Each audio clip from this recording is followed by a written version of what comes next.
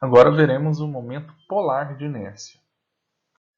O momento polar de inércia, ou momento de inércia polar, ele já é basicamente igual ali, bem parecido na verdade com o momento de inércia normal, só que ao invés de ser em relação a um eixo, ele vai ser em relação a um centro ou a um polo, ok? Polar em relação a um polo. Ele é representado pela letra J, então JO no caso é o momento de inércia em relação ao polo O. Então o momento de inércia polar JO de uma superfície A em relação ao polo O vai ser dado então pela integral de r ao quadrado dA, onde r é a distância do polo até o elemento de área, okay? Que é o dA aqui. Então a gente pode ver, primeiramente, o momento de inércia polar ele entra mais em problemas relacionados à torção, tá? de barras, de eixos de qualquer forma, de cilíndricos, por exemplo. E também trata em rotação de placas. Então, tudo que tem rotação no meio, ou torção, a gente entra aqui com momento de inércia polar. Tá? E vocês podem notar que se a gente calcular aqui o que seria esse r ao quadrado aqui, a gente vê que a gente tem uma distância y e uma distância x, né? Como é um eixo cartesiano, esses dois eixos aqui são perpendiculares, o eixo x e y, então a gente tem que aqui é um triângulo retângulo. Okay?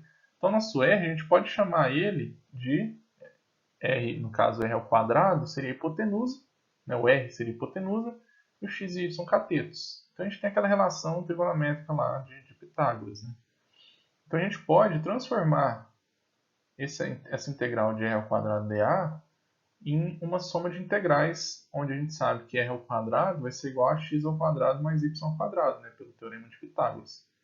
Então a gente transforma r ao quadrado em x ao quadrado mais y ao quadrado. Uma soma dentro da integral a gente pode fazer soma de integrais, né? Então a integral da soma seria a soma de integrais. E a gente vai ter aqui integral de y ao quadrado dA mais integral de x ao quadrado dA, que a gente já conhece, né? Que são os momentos de inércia aqui em relação ao eixo x e em relação ao eixo y.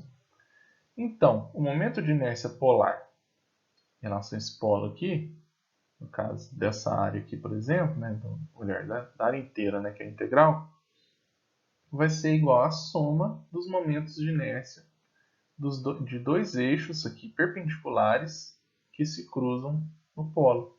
Okay? Esse aqui, no caso, aqui é o eixo x e o eixo y, então a gente tem que o JO da origem aqui, né, vai ser igual à soma dos momentos de inércia em relação ao eixo x e em relação ao eixo y. Um outro conceito que a gente tem que ver também é o raio de giração de uma superfície. A gente vê uma outra aplicação para o momento de inércia. O raio de giração também é um conceito que a gente vai utilizar muito em problemas utilizando torção. Tá? Problemas de resistência no geral, lá para frente. Vamos considerar aqui que a gente tem uma área, né, essa área aqui, esse batatoide aqui, certo? E ele tem um momento de inércia aqui em relação ao eixo x conhecido já. Então a gente já calculou o momento de inércia dessa área em relação ao eixo x. Okay? Agora vamos imaginar o seguinte, se eu pegar essa área e espremer ela em uma fatia retangular, certo? Igual essa daqui, ela vai ser bem grande aqui em largura, né? Que é isso aqui tudo aqui espremido aqui. A qual distância e manter a área, tá? A gente só vai espremer ela, mas vai continuar. Então, o que ela diminuir aqui de espessura, ela vai ganhar de comprimento aqui, de largura, tá? Então, a área se mantém. Se a gente manter o momento de inércia inicial que a gente calculou aqui e calcular essa distância aqui, ó, qual seria a distância que a gente teria que deixar essa superfície com a mesma área, com o mesmo momento de inércia, para gerar o mesmo momento de inércia. Okay? Então a gente tem que o momento de inércia aqui calculado dessa forma, que já seria o kx, seria o nosso y, né? O kx ao quadrado vezes a área. Okay? Então, kx ao quadrado vezes essa área vai ser igual ao momento de inércia que a gente já calculou aqui. Então, se eu isolar o kx, que é o que eu quero achar, qual distância eu tenho que colocar essa área para gerar o mesmo momento de inércia? Né? que essa daqui gerava. Então a gente só isola o kx. Então joga o a para cá dividindo e depois tira a raiz dos dois lados. Vai ter que a gente tem então que o kx, né, o raio de giração, vai ser igual à raiz do aumento de inércia em relação ao eixo, né, o eixo x, kx, eixo x, sobre a área. Okay? Então essa distância kx ela vai ser denominada raio de giração, tá, da superfície em relação ao eixo x, né? Kx é o eixo x. Okay? E de modo semelhante a gente consegue calcular também os raios de giração de ky, né, em relação ao eixo y, e de ko em relação ao polo O. Okay?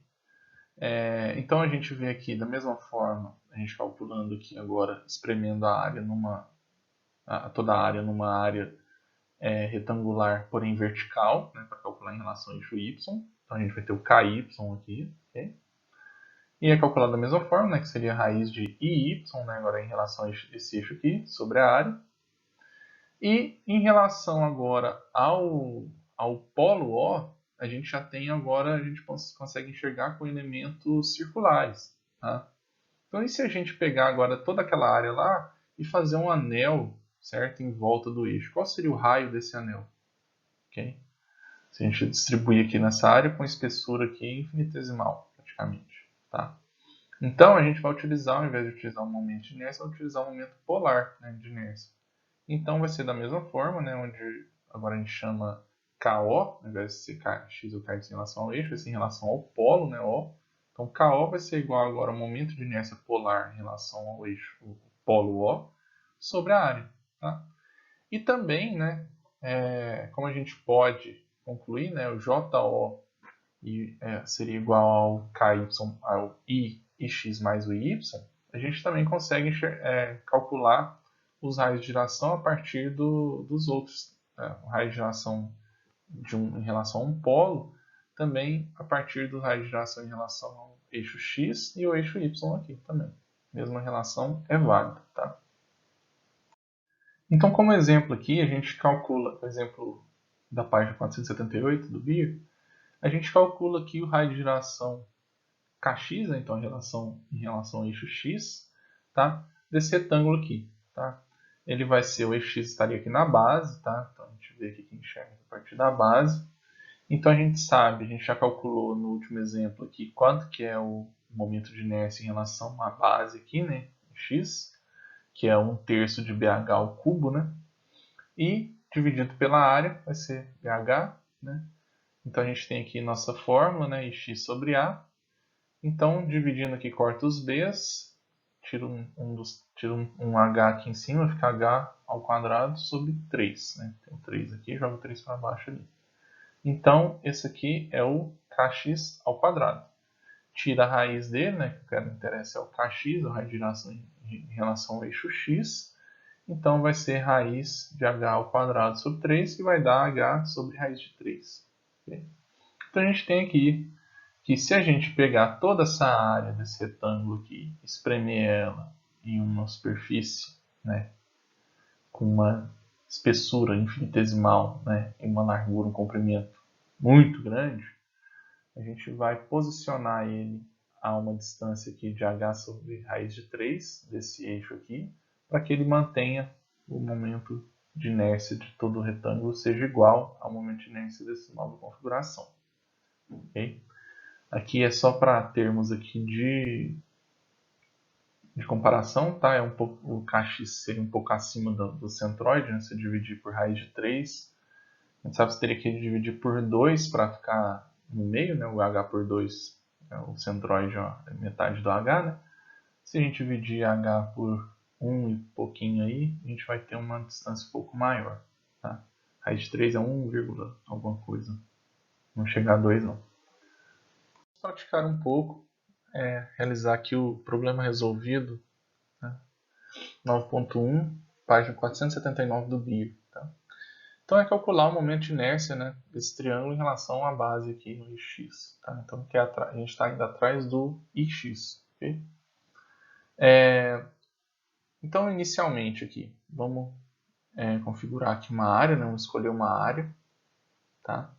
E essa área a gente vai vai jogar ali na equação. Então a gente sabe que então, o momento de inércia dessa área que a gente está escolhendo vai ser, o nosso momento de inércia da área vai ser o dx, né, dessa área aqui só, que vai ser igual à distância ao quadrado, né, y ao quadrado, vezes dA.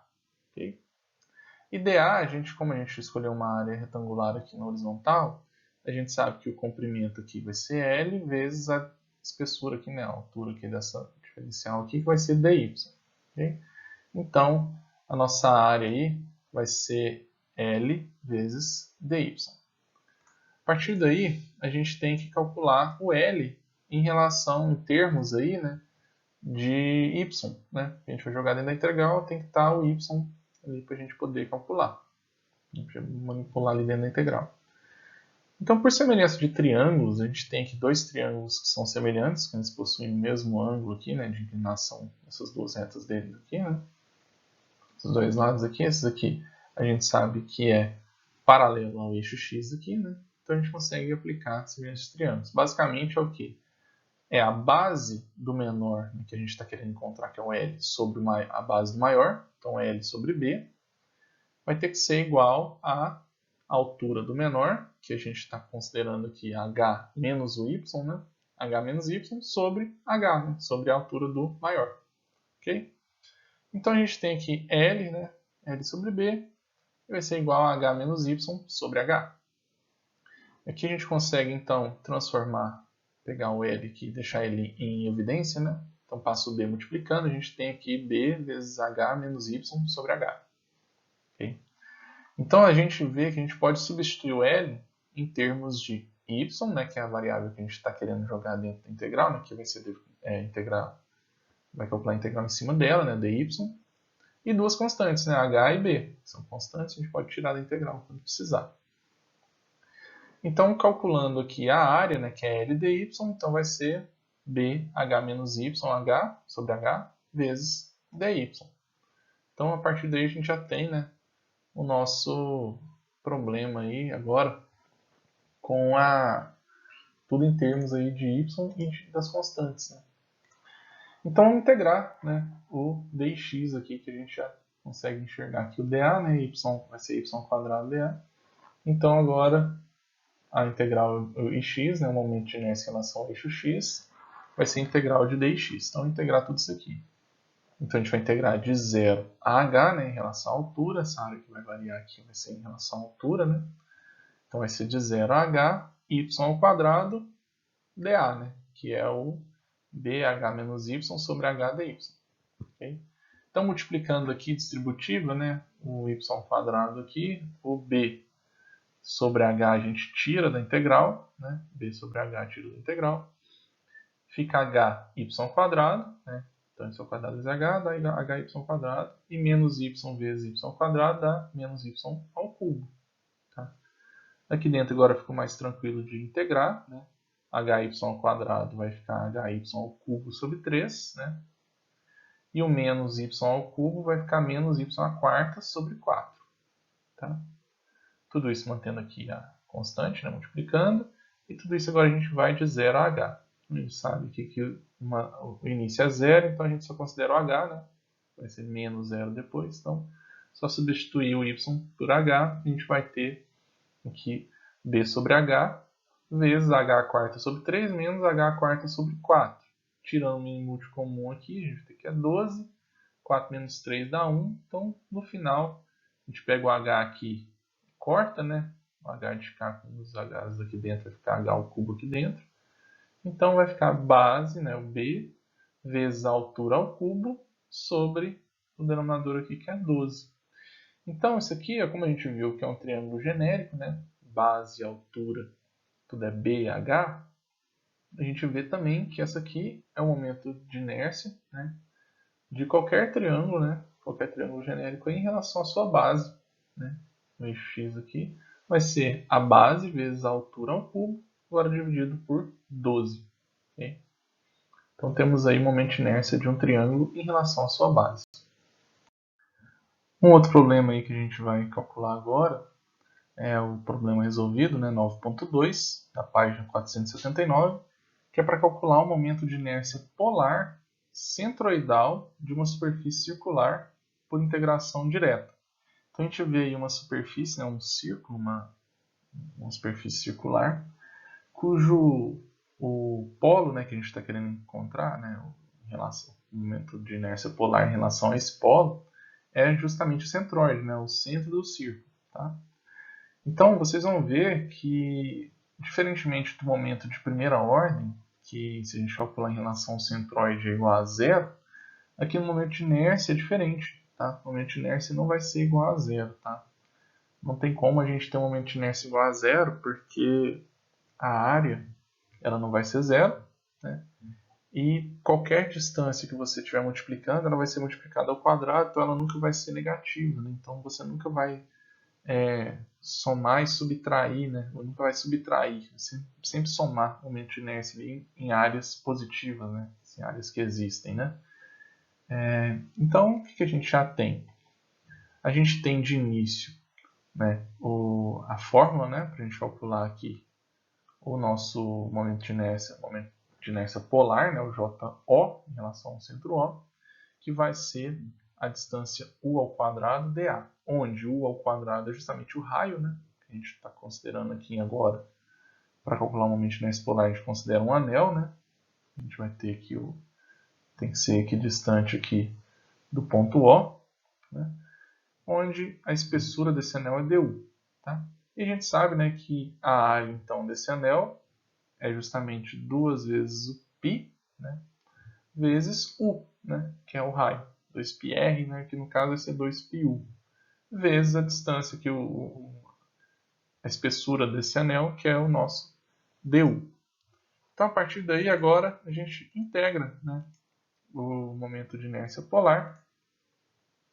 A gente tem, então, que a integral de dJO vai ser JO, né, o momento de inércia polar, que a gente vai integrar de 0 a R, né, que é o raio final aqui desse círculo, de U ao quadrado, né, que é a distância ao quadrado, vezes o elemento de área aqui, dA, né, que a gente já calculou que é 2πu du. Okay? Então tem tudo aqui em função já de U, né, a gente vai ter o 2π, que é constante tirado da integral, então vai ser 2π vezes a integral de 0 a R de U ao cubo du. Então, U ao cubo é tranquilo, né? U a quarta sobre 4. Okay? De 0 a R, então 0 esquece aqui, o R a gente só substituiu pelo R. Então a gente tem que seria 2π, o 2 a gente corta com 4 aqui no denominador. Então fica 2 no denominador. Então a nossa integral aqui, né, o nosso momento de inércia polar desse círculo, né, que também é um círculo genérico, então o R aqui é genérico, né, vai ser πr a quarta sobre 2. Tá? Uma coisa que eu não tinha comentado é justamente a unidade. Né?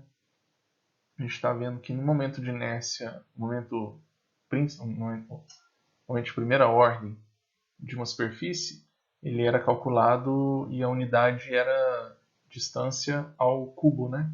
Dava milímetro ao cubo, centímetro ao cubo igual ao volume, porém era momento de primeira ordem. Nesse caso, o momento de segunda ordem, né, o momento de inércia, já é a distância à quarta. Tá? Então, se você fizer uma conta lá do momento de inércia, a gente tem que colocar lá milímetro à quarta, centímetro à quarta, tá? Essa que é a unidade. A gente vê aqui que é sempre levando à quarta as medidas aí, as dimensões de comprimento e largura, tá? Isso aqui foi a letra A, a gente vai calcular a letra B agora. Então, na letra B aqui, né, pede para determinar o momento de inércia, né, de uma superfície circular em relação ao diâmetro. Então, aqui, falar em relação ao diâmetro, a gente já tem que pensar que é já em relação dos eixos aqui, tá? O traço aqui que corta o diâmetro aqui, tá? Então, inicialmente, a gente já sabe, né, que a gente pode fazer esse cálculo utilizando aí o momento de inércia polar, que a gente sabe que é o momento de inércia em relação a x, mais o momento de inércia em relação a y. E como é uma figura simétrica, né, em infinitos eixos aqui, né, o círculo, a gente pode considerar então que ao invés de ser x ou y, a gente chama de i, tá? Porque é simétrico, então a gente fala que ix mais y são iguais, então vai ser 2i. Então o nosso momento de inércia polar vai ser igual a 2 vezes o momento de inércia em relação ao diâmetro. Tá? Então, dessa forma, a gente sabe aqui, só dividir por 2, né, o nosso momento de inércia polar. Tá? Então, o nosso momento de inércia em relação a qualquer diâmetro y, x, vai ser igual a πr à quarta sobre 4. Tá? Como, novamente, como é genérico, né, a gente já tem aqui de novo, né, uma fórmula que serve para qualquer círculo, tá? Qualquer figura circular aí. Então, πr à quarta sobre 4 é o momento de inércia de um círculo em relação ao seu diâmetro, né? Tem que passar pelo centroide aqui dessa figura.